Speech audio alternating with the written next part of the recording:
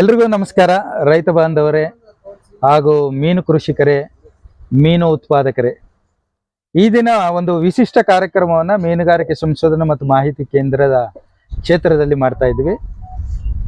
ಮೀನುಗಾರಿಕೆ ಕ್ಷೇತ್ರ ಪಾಠ ಎಂಬ ವಿನೂತನ ಒಂದು ಕಾರ್ಯಕ್ರಮವನ್ನು ಪ್ರಾರಂಭಿಸ್ತಾ ಇದ್ವಿ. ನಮ್ಮೊಟ್ಟಿಗೆ ಡಾಕ್ಟರ್ ಹರಿಶ್ಚಂದ್ರ ಎಸ್ ಜಾಧವ್ ಅವರು ಇದ್ದಾರೆ. ಇವರು ಸಹಾಯಕ ಪ್ರಾಧ್ಯಾಪಕರಾಗಿ ಕೃಷಿ ಮಹಾವಿದ್ಯಾಲಯದಲ್ಲಿ ತಮ್ಮ ಕಾರ್ಯವನ್ನು ನಿರ್ವಹಿಸ್ತಾ ಇದ್ದಾರೆ. ಈ ದಿನ ಅವರು ಮೀನುಗಾರಿಕೆ ಕ್ಷೇತ್ರದಲ್ಲಿ ಹಲವಾರು ವರ್ಷಗಳ ಅನುಭವ ಮತ್ತು ಒಂದು ಒಡನಾಟ ಇರುವುದರಿಂದ ಈ ಕಾರ್ಯಕ್ರಮದಲ್ಲಿ ಭಾಗಿಯಾಗಿದ್ದಾರೆ. ಸೊ ಅವರಿಗೂ ಸಹ ಈ ಒಂದು ಕ್ಷೇತ್ರ ಪಾಠಕ್ಕೆ ಸ್ವಾಗತವನ್ನು ಕೋರ್ತಾ ಇದ್ದೇನೆ. ನಮಸ್ಕಾರ ಸರ್. ಇವತ್ತಿನ ದಿನ ಒಂದು ವಿಶಿಷ್ಟ ಕಾರ್ಯಕ್ರಮವನ್ನು ನಾವು ಈ ಒಂದು ಕ್ಷೇತ್ರದಲ್ಲಿ ಹಮ್ಮಿಕೊಂಡಿದ್ದೇವೆ. ಮೀನುಗಾರಿಕಾ ಕ್ಷೇತ್ರ ಪಾಠ ಅನ್ನುವ ಒಂದು ವಿನೂತನ ಕಾರ್ಯಕ್ರಮ. ಈ ಕಾರ್ಯಕ್ರಮದಲ್ಲಿ ಏನು ಅಂದ್ರೆ, ನಾವು ತರಬೇತಿ ಕಾರ್ಯಕ್ರಮ ಅಂದ್ರೆ ಬಹುತೇಕ ನಾವು ಕೊಠಡಿಗಳಲ್ಲಿ ಪ್ರಾರಂಭಿಸ್ತೇವೆ, ಆದ್ರೆ ಕ್ಷೇತ್ರದಲ್ಲಿ ಅಂದ್ರೆ ಮೀನುಗಾರಿಕಾ ಕ್ಷೇತ್ರದಲ್ಲೇ ನಾವು ಪ್ರಾರಂಭಿಸ್ತಾ ಇದ್ದೀವಿ. ಈ ಒಂದು ಕಾರ್ಯಕ್ರಮಕ್ಕೆ ತಮಗೆ ನೋಡುಗರ ಪರವಾಗಿ ಹಾಗೂ ಮೀನುಗಾರಿಕೆ ಸಂಶೋಧನಾ ಕೇಂದ್ರದ ಪರವಾಗಿ ಹಾಗೂ ವಿಶ್ವವಿದ್ಯಾಲಯದ ಪರವಾಗಿ ತಮಗೆ ಸ್ವಾಗತವನ್ನು ಕೋರ್ತೇನೆ.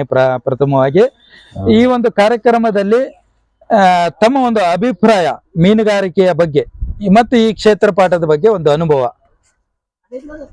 ಹೇಳ್ಬೇಕು ಅಂತಂದ್ರೆ, ಈ ಪ್ರತಿ ಸಲ ನಾವು ಪ್ರತಿ ವರ್ಷ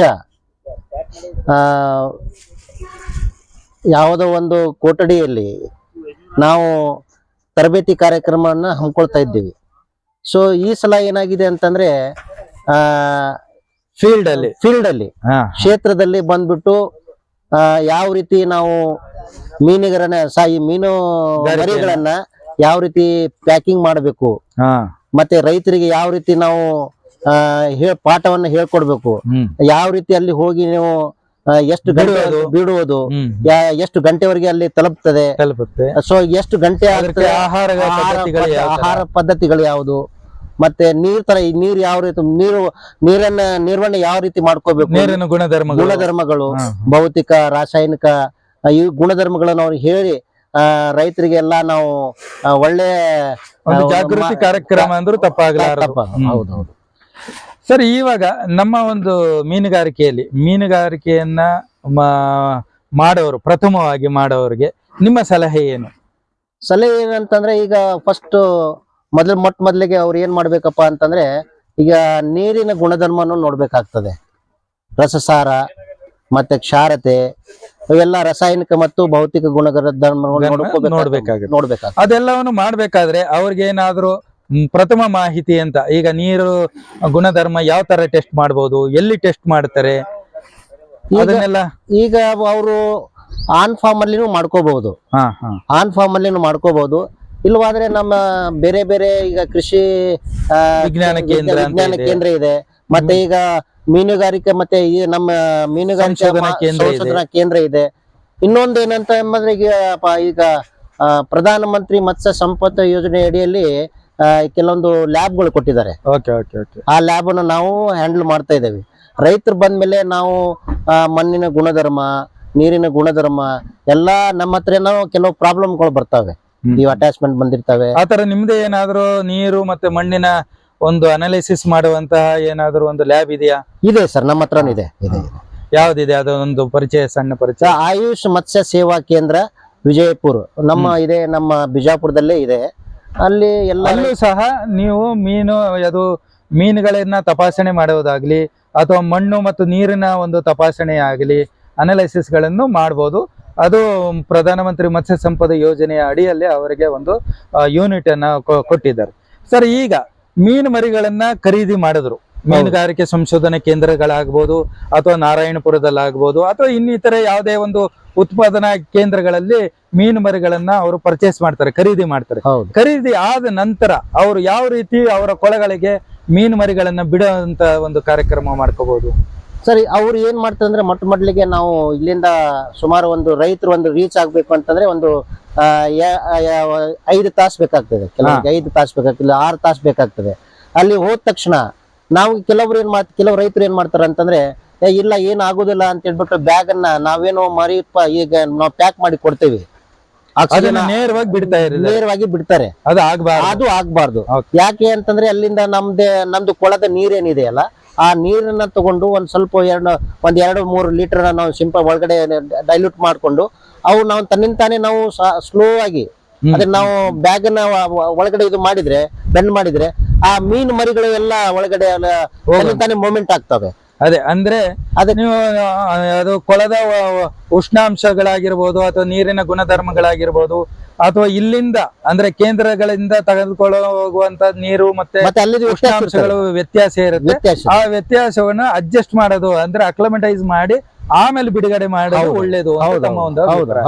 ಹಾಗೆ ಬಿಡುಗಡೆ ಆದ ನಂತರದಲ್ಲಿ ಯಾವ ಯಾವ ಒಂದು ಸ್ಟೆಪ್ಸ್ ಗಳನ್ನ ತಗೊಳ್ಬಹುದು, ಹಂತಗಳು ಇರುತ್ತೆ ಅದೇ ಮೀನು ಬೆಳೆಯೋದಿಕ್ಕೆ ಅಂತಂದ್ರೆ ನಾವು ಯಾವ್ದು ವೈಜ್ಞಾನಿಕವಾಗಿ ಬೆಳೆಯುವಂತ ಮೀನು ಮರಿಗಳಿಗೆ ಈಗ ಕೆಲವೊಬ್ರು ಏನ್ ಮಾಡ್ತಾರೆ ಅಂತಂದ್ರೆ ಆ ದಿವಸ ನಾವು ಊಟನೂ ಹಾಕ್ಬಾರ್ದು. ಸೊ ನಾವು ಆಲ್ರೆಡಿ ನಾವು ಪಾಂಡನ್ನ ನಾವು ರೆಡಿ ಮಾಡ್ಕೊಳ್ತೇವೆ. ಪಾಂಡವನ್ನು ನಾವು ಮರಿ ಬಿಡ್ತೀವಿ ಅಂತಂದ್ರೆ ನಾವು ಒಂದು ವಾರ ಮುಂಚಿತವಾಗಿ 10 ದಿವಸ ಮುಂಚಿತವಾಗಿ ನಾವು ರೆಡಿ ಮಾಡ್ಕೊಂಡಿರ್ತೀವಿ, ರೈತರು ಮಾಡ್ತಾ ಇರ್ತಾರೆ. ಸೊ ಅಲ್ಲಿ ಏನಾಗ್ತದೆ, ಆ ದಿವಸ ಅದಕ್ಕೆ ಊಟ ಹಾಕ್ಬಾರ್ದು. ಸೊ ನೆಕ್ಸ್ಟ್ ಡೇ ಮಾರ್ನಿಂಗ್ ಬೆಳಿಗ್ಗೆ ಅದಕ್ಕೆ ನಾವು ವೈಜ್ಞಾನಿಕವಾಗಿ ಏನ್ ಡಾಕ್ಟರ್ ಅವರು ಹೇಳಿರ್ತಾರೆ, ಅವರು ಸಪೋಸ್ 1 kg ಹಾಕಿ 2 kg ಹಾಕಿ ಅಂತ ಹೇಳಿರ್ತಾರೆ ಊಟ. ಅದು ನಾವು ಸಿಂಪಡಣೆ ಮಾಡಿ 1 ತಾಸು ನೆನೆ ಇಟ್ಬಿಟ್ಟು ಬ್ಯಾಗ್ ಫೀಡಿಂಗ್ ಅಂತಾರೆ, ಸ್ಪ್ರೇ ಮಾಡೋದು ಇರ್ತದೆ. ಆತರ ನಾವು ಅವರಿಗೆ ರೈತರಿಗೆಲ್ಲ ಹೇಳಿ. ನೀವು ಇವಾಗ ಮಾತಾಡ್ತಾ ಇರುವಾಗಲೇ ವರ್ಷಧಾರೆ ನಮ್ಮ ಕೇಂದ್ರದಲ್ಲಿ ಬರ್ತಾ ಇದೆ. ಒಳ್ಳೆ ಭೇಟಿ ಒಳ್ಳೆ ಒಂದು ಸಾಂಕೇತಿಕವಾಗಿ ಮಳೆ ಬರ್ತಾ ಇರೋದು ಸಹ ನಮ್ಗೆ ಒಂದು ಸ್ವಾಗತ ಕೋರ್ತಾ ಇದ್ದಾರೆ. ರೈತರಲ್ಲಿ ಹರ್ಷೋದ್ಗಾರ ಬರ್ತಾ ಇದ್ದಾರೆ. ಆ ಒಂದು ನಿಟ್ಟಿನಲ್ಲಿ ಸಹ ಮುಂದುವರೆದ ಭಾಗವಾಗಿ ಮೀನುಗಳಿಗೆ ಉಪಯೋಗಿಸುವಂತ ಒಂದು ಆಹಾರಗಳು ಯಾವ್ಯಾವುದು ಸರ್? ನಾವು ಈಗಾಗ್ಲೇ ನಾವು ಈಗ ನಮ್ಮ ತೋರಿಸಿ ಹೇಳ್ಬೋದಾ? ಈಗ ಕಟ್ಲಾ, ರೋಹು, ಮೃಗಾಲ ಅಂತ ಹೇಳ್ಬಿಟ್ಟು ನಾವು ಮೀನುಗಾರಿಕೆ ಇದು ಸಾಕಾಣಿಕೆ ಮಾಡ್ತೀವಲ್ಲ, ಅದಕ್ಕೆ ನಾವು ಮೆಕ್ಕೆಜೋಳ ನುಚ್ಚು ಅಂತ ನಮ್ಗೆ ಸುಲಭವಾಗಿ ದೊರೆಯುವಂತಹ ಮೆಕ್ಕೆಜೋಳದ ಪುಡಿ ಅಂತ ಸಿಗ್ತದೆ. ನಾವು ಮಾಡ್ಕೋಬಹುದು. ಆ ಪುಡಿಯನ್ನ ನಾವು ಸ್ಟಾರ್ಟಿಂಗ್ ಅಲ್ಲಿ ಮೀನ್ ಮರಿ ಏನೋ ನಮ್ಗೆ ಸಣ್ಣದಿರ್ತದೆ. ಆ ಟೈಮಲ್ಲಿ ಏನ್ ಮಾಡ್ಬೇಕಂದ್ರೆ ನಾವು ಫುಲ್ ಸಣ್ಣ ಸೈಜ್ ಮಾಡ್ಬೇಕು. ಮರಿ ಯಾವ ತರ ಏನು ದೊಡ್ಡದಾಗ್ತಾ ಇರ್ತದೋ ಆ ಟೈಮಿನ ನಾವು ಉಪ್ಪಿಟ್ಟು ರವ ತರ ಮಾಡ್ಕೊಂಡು ಅದರ ಜೊತೆಯಲ್ಲಿ ಅದರ ಬಾಯಿಗೆ ಅನುಗುಣವಾಗಿ ನಾವು ಮಾಡ್ಕೊಳ್ಬೇಕು ಅಂತ ಹೇಳ್ತಾ ಇದ್ರಿ. ಇದ್ರ ಜೊತೆಗೆ ನಾವು ಇದು ಶೇಂಗಾ ಹಿಂಡಿ ಅಂತ ಸಿಗ್ತದೆ. ಸೊ ಅದನ್ನು ಮತ್ತೆ ಅದು 2 ಸೇರಿ ಸಮ ಪ್ರಮಾಣದಲ್ಲಿ ಹಾಕಿ ನೆನೆ ಇಟ್ಟು ಅದರ ಜೊತೆಯಲ್ಲಿ ನಮ್ಗೆ ಸುಲಭವಾಗಿ ದೊರೆಯುವಂತ ನಮ್ಗೆ ಮಿನರಲ್ ಮಿಕ್ಸ್ಚರ್ ಅಂತ ಸಿಗ್ತದೆ ಒಂದು. ಆ ಮಿನರಲ್ ಮಿಕ್ಸ್ಚರ್ ಅನ್ನ ಈಗ ಪಶುವಯ ಇದರಲ್ಲಿ ಮೆಡಿಕಲ್ ಇದಕ್ಕೆ ಹೋದ್ರೆ ಈ ಮಿನರಲ್ ಮಿಕ್ಸ್ಚರ್ ಅನ್ನ ತಗೊಂಡು ಸುಮಾರು 25 ರಿಂದ 30 ಗ್ರಾಮ್ ಅಷ್ಟು ಪ್ರತಿ ಸಲ ಅದಕ್ಕೆ ನಾವು ಯಾವಾಗ 1 kgಗೆ 30 ಗ್ರಾಮ್ ಹಿಡ್ಕೊಳ್ಳಿ. ಅದನ್ನ ನಾವು ಬಂದ್ರೆ ಗ್ರೋತ್ ಪ್ರಮೋಟಿಂಗ್ ಆಗಿ ಆಕ್ಟ್ ಮಾಡುತ್ತೆ ಅಂತ ಮಾಡ್ತದೆ. ಹಾಗೆ ಏನಾದ್ರೂ ಮೀನುಗಳಿಗೆ ರೋಗ ರುಜಿನಗಳು ಬರುವಂತ ಸಾಧ್ಯತೆಗಳು ಇರುತ್ತಾ? ನೋಡಿ, ಅದು ಎಲ್ಲ ಎದ್ರ ಮೇಲೆ ಅವಲಂಬಿತ ಆಗಿತ್ತು ಅಂದ್ರೆ ನಾವು ಯಾವ ರೀತಿ ನೀರನ್ನ ನಾವು ಇಟ್ಕೊಂಡಿರ್ತೀವಿ. ಸೊ ಈಗ ಕೆಲವು ಟೈಮಿಗೆ ನಾವು ಇದು ಪ್ಲಾಂಕ್ಟೋನ್ಸ್ ಏನ್ ಬೆಳಿತವೆ ಅದು ಜಾಸ್ತಿ ಬೆಳೆ ಬಿಡ್ತದೆ ಕೆಲವು ಟೈಮು. ಆ ಟೈಮಲ್ಲಿ ಸ್ವಲ್ಪ ಕಡಿಮೆ ಮಾಡ್ಬೇಕಾಗ್ತದೆ.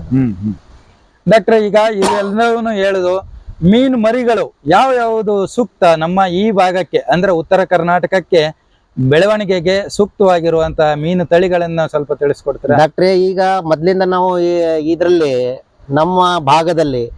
ನಮ್ಮ ಭಾಗ ಅಂತಂದ್ರೆ ಈಗ ಸಪೋಸ್ ಬಾಗಲಕೋಟು, ಗುಲ್ಬರ್ಗ, ಬೀದರ್, ಉತ್ತರ ಕರ್ನಾಟಕ ಆಲ್ ಓವರ್ ಈ ಕಡೆ ಸೈಡ್ ನಮ್ಗೆ ಕಟ್ಲಾ, ರೋಹು, ಮೃಗಾಲ್ ಮತ್ತೆ ಕಾಮನ್ ಕಾರ್ ಈ ತಳಿಗಳನ್ನ ಜಾಸ್ತಿ ಬೆಳೀತಾ ಇದಾವೆ. ಈಗ ಇತ್ತೀಚಲಾಗಿ ಬೇರೆ ಬೇರೆ ಟೆಕ್ನಾಲಜಿನ ತಂತ್ರಜ್ಞಾನ ಬಂದಿದೆ. ಸೊ ಈಗ ಬಯೋಫ್ಲಾಕ್ ಅಂತ ಬಂದಿದೆ. ಬಯೋಫ್ಲಾಕ್ ಅಲ್ಲಿ ಈಗೆಲ್ಲ ಮರಳೆಲ್ಲ ಮಾಡ್ತಾವ್ರೆ. ಸೊ ಅದು ಒಂದು ಸ್ವಲ್ಪ ಕುಂಠಿತ ಆಗ್ತಾ ಇದೆ. ಅದು ಒಂದು ಟೆಕ್ನಾಲಜಿ ಒಂದು ಸ್ವಲ್ಪ ಯಾವುದೋ ಇದರಲ್ಲಿ ಸ್ವಲ್ಪ ಕುಂಠಿತ ಆಗ್ತಾ ಇದೆ. ಆದ್ರಿಂದ ನಮ್ಮ ಈ ಭಾಗಕ್ಕೆ ಕಟ್ಲಾ, ರೋಹು, ಮೃಗಾಲ್, ಕಾಮನ್ ಕಾರ್ಪ್ ಈ ತಳಿಗಳನ್ನ ಭಾರತೀಯ ಗೆಂಡೆ ಮೀನುಗಳು ಸೂಕ್ತವಾದಂತ ತಳಿಗಳು ಅಂತ ಹೇಳ್ತಾ ಇದ್ದೀವಿ. ಸೊ ಅದು ಬಿಟ್ಟು ಬೇರೆ ಬಯೋಫ್ಲಾಕ್ ಮತ್ತೆ RIS ನಲ್ಲಿ ಬೆಳೆಯಬೇಕಾಗಿ ಅಂತವು ಸಹ ಇದೆ. ಆದ್ರೆ ಅದ್ರಲ್ಲಿ ಒಂದ್ ಸ್ವಲ್ಪ ಹಿನ್ನಡೆಯನ್ನ ಕಂಡಿರೋದ್ರಿಂದ ನೀವು ಭಾರತೀಯ ಗೆಂಡೆ ಮೀನುಗಳನ್ನೇ ನೀವು ಪ್ರಥಮವಾಗಿ ಪ್ರಾರಂಭಿಸೋದಕ್ಕೆ ಅನುಕೂಲಕರ ಅಂತ ಹೇಳ್ತಾ ಇದ್ದೀವಿ. ಹೌದೌದು. ಸೊ ಇದಾದ ನಂತರ ಮಾರ್ಕೆಟ್ ಹೇಗೆ, ಮಾರುಕಟ್ಟೆಯ ಒಂದು ಮಾರುಕಟ್ಟೆಯಲ್ಲಿ ಅಂತಂದ್ರೆ ಈಗ ಸ್ಥಳೀಯವಾಗಿ ಡಿಮ್ಯಾಂಡ್ ನೋಡ್ಬೇಕಾಗ್ತದೆ. ಈ ಸಪೋಸ್ ನಮ್ಮ ಈ ಭಾಗಕ್ಕೆ ನಮ್ಮ ಏರಿಯಾದಲ್ಲಿ ಯಾವ ಮೀನುಗಳನ್ನ ಹೆಚ್ಚು ಉಪಯೋಗಿಸ್ತಾರೆ. ಹೌದು ಹೌದು. ಈಗ ಸಪೋಸ್ ಎಲ್ಲಾ ಬಂದ್ರೆ ರೈತರು ಬಂದ್ರೆ ರೈತರಾಗ್ಲಿ ಯಾರು ಕನ್ಸ್ಯೂಮ್ ಮಾಡ್ತಾರೆ ತಿಂತಾರೆ ಅವರೆಲ್ಲ ಕಟ್ಲಾ ಅಂತ ಬಿಡ್ತಾರೆ. ನೋಡಿ ನೀವು ಮಾರ್ಕೆಟ್ ಅಲ್ಲಿ ಹೋಗಿ, ಅಲ್ಲಿ ಹೋದ ತಕ್ಷಣ ಏನಿಲ್ಲ ಕಟ್ಲಾ ಇದೆ ಅಂತ ಕೇಳ್ತಾರೆ. ಫಸ್ಟ್ ಬರೋದೇ ಮಾಯಲ್ಲಿ ಕಟ್ಲಾ. ತದನಂತರ ರೋಹು, ಸಾಮಾನ್ಯ ಗೆಂಡೆ ಬರ್ತಾವಲ್ಲ, ಆ ತರ ಡಿಮ್ಯಾಂಡ್ ಮೇಲೆ ಅದು ಮಾಡ್ಕೋಬಹುದು ನಾವು. ಅಂದ್ರೆ ಮಾರುಕಟ್ಟೆಗೆ ಯಾವುದೇ ತರದ ಪ್ರಾಬ್ಲಮ್ ಇಲ್ಲ. ಏನು ಪ್ರಾಬ್ಲಮ್ ಇಲ್ಲ. ನೀವು ಪ್ರತಿ ದಿವಸ ಒಂದು 10,000 ಕಿಲೋ ಗಟ್ಲೆ ಬಂದ್ರು ಕೂಡ ಅವರು ಇಲ್ಲಿ ಆಗ್ತದೆ. ಈ ಬಿಜಾಪುರದಲ್ಲಿ 10 ಟನ್ ವರ್ಗುನು ಮಾರುಕಟ್ಟೆ ಪ್ರತಿದಿನ ಇದೆ ಅಂತ ಹೇಳ್ತಾ ಇದ್ದಾರೆ. ಈಗ ಮಾರುಕಟ್ಟೆದಾಯ್ತು, ಮೀನು ಮರಿಗಳನ್ನ ಪೂರೈಕೆ ಆಯ್ತು, ಮತ್ತೆ ನಮ್ಗೆ ಹೆಚ್ಚಿನ ಒಂದು ಮಾಹಿತಿ ಬೇಕು ಅಥವಾ ತರಬೇತಿ ಬೇಕು ಅಂದ್ರೆ ಎಲ್ಲಿ ಹೋಗ್ಬೇಕಾಗತ್ತೆ? ಈಗ ತರಬೇತಿ ಕಾರ್ಯಕ್ರಮ ಈಗ ಇತ್ತೀಚಲಾಗೆ ಸುಮಾರು ಒಂದು 5 ರಿಂದ 7-8 ವರ್ಷದ ಇತ್ತೀಚಲಾಗೆ ಈಗ ನಮ್ದು ಮೀನುಗಾರಿಕಾ ಸಂಶೋಧನಾ ಮತ್ತು ಮಾಹಿತಿ ಕೇಂದ್ರ ಭೂತ್ನಾಳದಲ್ಲಿ 6 ತಿಂಗಳಲ್ಲಿ ಸುಮಾರು 200 ಗಟ್ಲೆ ಟ್ರೈನಿಂಗ್ ತರಬೇತಿ ಕಾರ್ಯಕ್ರಮ ಕೊಟ್ಟಿದ್ದಾರೆ. ಹೋದ ವರ್ಷ ತಾವೇ ಮಾಡಿದಿರಿ. ಅದರಲ್ಲಿ ನಮಗೂ ಸಂಪನ್ಮೂಲ ವ್ಯಕ್ತಿಗಳನ್ನಾಗಿ ತಾವು ಕರೆದಿದ್ರಿ. ಸುಮಾರು ನಾನ್ ಮಾಡಿರೋ ಪ್ರಕಾರ 150 ಟ್ರೈನಿಂಗ್ ಪ್ರೋಗ್ರಾಮ್ಗಳನ್ನ ಮಾಡಿದ್ದೇವೆ. ಅದರಿಂದ ಮಾಹಿತಿ ಪಡ್ಕೊಂಡು ಈ ತರ ನಮ್ಮ ಮೀನುಗಾರಿಕೆ ಕ್ಷೇತ್ರ ಒಂದ್ ಸ್ವಲ್ಪ ಬೆಳೀತಾ ಇದೆ ನಮ್ಮ ಈ ಉತ್ತರ ಕರ್ನಾಟಕದಲ್ಲಿ ಅಂತ ಹೇಳ್ಬಹುದು. ರೈತ ಬಂದವರೇ, ತರಬೇತಿಗಾಗಿ ಮೀನುಗಾರಿಕೆ ಸಂಶೋಧನಾ ಮತ್ತು ಮಾಹಿತಿ ಕೇಂದ್ರ ಭೂತ್ನಾಳ ಅವರನ್ನ ಸಂಪರ್ಕಿಸಬಹುದು. ಈ ಒಂದು ಕೇಂದ್ರದಲ್ಲಿ ರಾಷ್ಟ್ರೀಯ ಮೀನುಗಾರಿಕೆ ಅಭಿವೃದ್ಧಿ ಮಂಡಳಿ ಹೈದರಾಬಾದ್ ಅವರ ಪ್ರಾಯೋಜಕತ್ವದಲ್ಲಿ ತರಬೇತಿಯನ್ನ ನಡೆಸಲಾಗುತ್ತದೆ. ಹಾಗೂ ಕರ್ನಾಟಕ ಪಶುವೈದ್ಯಕೀಯ ಪಶು ಹಾಗೂ ಮೀನುಗಾರಿಕೆ ವಿಜ್ಞಾನಗಳ ವಿಶ್ವವಿದ್ಯಾನಿಲಯದ ವತಿಯಿಂದನೂ ಸಹ ತರಬೇತಿ ಕಾರ್ಯಕ್ರಮವನ್ನು ಮಾಡ್ತಾ ಇರ್ತೀವಿ. ತಮ್ಮ ಒಂದು ಬೇಡಿಕೆ ಅನುಗುಣವಾಗಿ, ರೈತರ ಒಂದು ಬೇಡಿಕೆ ಅನುಗುಣವಾಗಿ ಈ ತರಬೇತಿ ಕಾರ್ಯಕ್ರಮವನ್ನು ಮಾಡ್ತಾ ಇದ್ದೀವಿ. ಈ ತರಬೇತಿಯಲ್ಲಿ ಜೊತೆಗೆ ಕ್ಷೇತ್ರೋತ್ಸವ ಮತ್ತೆ ಮತ್ಸ್ಯ ಮೇಳ ಈ ತರ ಒಂದು ಕಾರ್ಯಕ್ರಮವನ್ನು ಸಹ ವಿಶ್ವವಿದ್ಯಾನಿಲಯ ಮತ್ತು ಕೇಂದ್ರದ ವತಿಯಿಂದ ಒಂದು ಬೇಡಿಕೆ ಅನುಗುಣವಾಗಿ ಮಾಡ್ತಾ ಇದ್ದೀವಿ. ಈ ಒಂದು ಕಾರ್ಯಕ್ರಮದಲ್ಲಿ, ಈ ವಿನೂತನ ಕಾರ್ಯಕ್ರಮದಲ್ಲಿ, ಮೀನುಗಾರಿಕೆ ಕ್ಷೇತ್ರ ಪಾಠ ಎಂಬ ವಿನೂತನ ಕಾರ್ಯಕ್ರಮದಲ್ಲಿ ನಮ್ಮೊಟ್ಟಿಗೆ ಇಷ್ಟು ಹೊತ್ತು ತಮ್ಮ ಸಲಹೆ, ಸೂಚನೆ ಮತ್ತು ಅಭಿಪ್ರಾಯಗಳನ್ನು ಹಂಚಿಕೊಂಡಂತಹ ಡಾಕ್ಟರ್ ಹರಿಶ್ಚಂದ್ರ ಜಾಧವ್ ರವರಿಗೆ ಮೀನುಗಾರಿಕೆ ಸಂಶೋಧನಾ ಮತ್ತು ಮಾಹಿತಿ ಕೇಂದ್ರ ಹಾಗೂ ವಿಶ್ವವಿದ್ಯಾನಿಲಯದ ಪರವಾಗಿ ಹಾಗೂ ಚಾಂದಕವಾಡಿ ಅವರ ಪರವಾಗಿ ಧನ್ಯವಾದಗಳನ್ನ ಅರ್ಪಿಸ್ತಾ ಇದ್ದೇನೆ. ನಮಸ್ಕಾರ.